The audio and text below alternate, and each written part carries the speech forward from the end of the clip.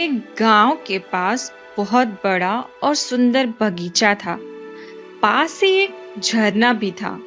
गांव के बहुत कम लोग वहां जाया करते थे।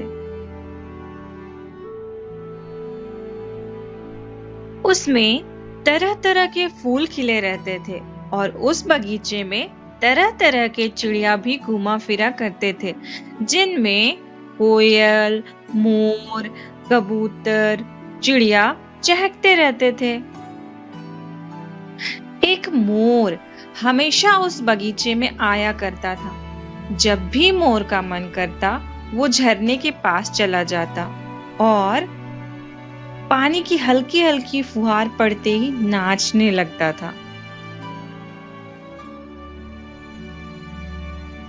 वहीं पास के एक पेड़ पर एक दिन एक कोयल ये सब देख रही थी। उसे देखकर कोयल कुहकुहाने लगी। कोयल की बोली सुनकर मोर खुश हो गया और खुशी से अपने पूरे पंख खोलकर नाचने लगा। कुछ देर बाद कोयल उड़ जाती है। मोर भी थक चुका था, वो वापस चला जाता है। अगले दिन से यही सिलसिला चलने लगता है। पेड़ पर बैठी कोयल अपनी मधुर गले से बहुत अच्छा स्वर निकालती है, जिसे सुनकर मोर नाचने लगता था। दोनों को इसमें बहुत मजा आता था। कुछ ही दिनों में कोयल और मोर दोनों दोस्त बन जाते हैं। एक दिन मोर कोयल से पूछता है, कोयल बहन, तुम इतनी अच्छी आवाज में कैसे गा लेती हो? ये सुनकर कोयल कहती है, मोर भाई, ये सब तो ऊपर वाले की देन है। उन्होंने मेरे गले में इतनी मिठास भर दी है कि जब भी मैं बोलती हूँ मेरे कंठ से बहुत सुंदर बोली निकलती है। मोर सोचने लगा, जब मैं इतना अच्छा नाचता हूँ, अगर मैं इतना ही अच्छा गाने भी लगूं, तो लोग मेरी कितनी तारीफ करेंगे। काश कोयल का गला मुझे मिल जाए।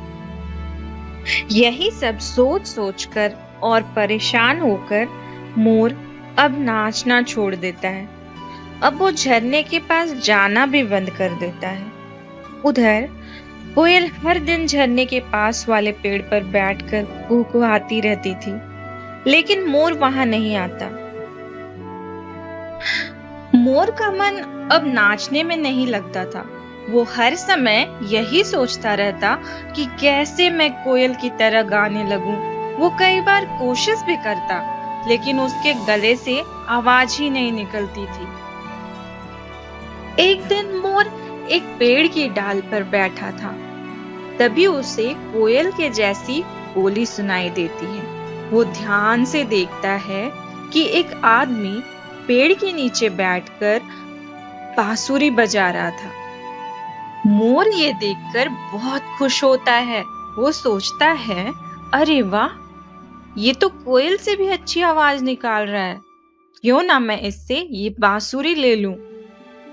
वहीं बांसुरी वाला आदमी जब बांसुरी बजाकर थक जाता है, तो पेड़ के नीचे आराम करने के लिए सो जाता है और अपनी बांसुरी को थैले में वहीं पास में रख देता है। मोर चुपके से पेड़ के पीछे से जाता है और उस थैले में से धीरे धीरे बांसुरी चोंच से खींचने लगता है। बांसुरी वाला गहरी नींद में सो रहा था। मोर धीरे धीरे बांसुरी निकाल लेता है और बांसुरी को चोंच में दबाकर उड़कर पेड़ की डाल पर बैठ जाता है। मोर बहुत खुश था। वो सोच रहा था, अब मैं नाच कर और गाकर सबसे बड़ा पक्षी बन जाऊंगा। अब उस कोयल का घमंड भी टूट जाएगा।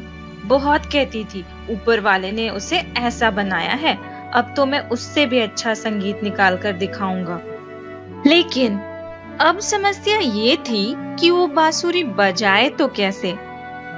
अब वो बांसुरी को जमीन पे रखकर उसे चोंच में दबाकर फूंक मारता है, लेकिन चोंच की दूसरी तरफ से हवा निकल जाती है। बांसुरी बज नहीं पाती। इससे मोर बहुत परेशान हो जाता है। फिर वो सोचता है कि अगर मेरी चोंच ना हो तो मैं आराम से उस आदमी की तरह बांसुरी बजा लेता।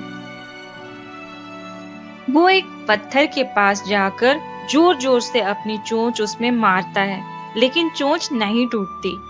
फिर वो एक पेड़ के तने में अपनी चोंच फंसाकर तोड़ देता है। चोंच टूटते ही उसे बहुत दर्द होता है। वो दर्द से चिल्लाने लगता है, लेकिन कोई वहां नहीं आता। उसके बाद मोर बहुत रोता है। फिर वो किसी तरह बांसुरी बजाने की कोशिश करता है, लेकिन बिना चोंच के बांसुरी पकड़े कैसे? ये तो उसने पहले सोचा ही नहीं था। हार कर वो बांसुरी को फेंक देता है, लेकिन चोंच टूटने के कारण अब वो दाना भी नहीं चुग पा रहा था। वो परेशान सा इधर-उधर भटकने लगता है। तभी कोयल की नजर मोर पर पड़ जाती है। कोयल उसके पास आती है और बोलती है, मोर भाई, क्या हुआ? ये चोंच कैसे टूट गई?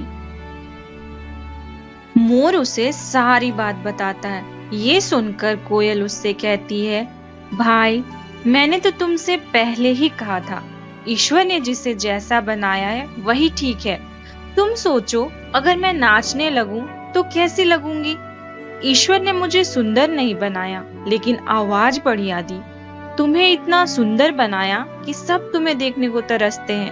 तुम्हारे जैसा रूप किसी भी पक्षी का नहीं है। मोर ये सुनकर रोने लगा और बोला, सही कह रही हो बहन, मैंने अपना नुकसान कर लिया। अब मैं दाना कैसे चुगूंगा? मैं तो मर जाऊंगा। कोयल बोली, भाई, चिंता मत करो। जब तक तुम्हारी चोंच पहले जैसी ठीक नहीं हो जाती, मैं तुम्हारे मुंह में दाना डाल दूंगी। लेकिन तुम्हें पहले की तरह नाचना पड़ेगा। ये सुनकर मोर बहुत खुश हुआ।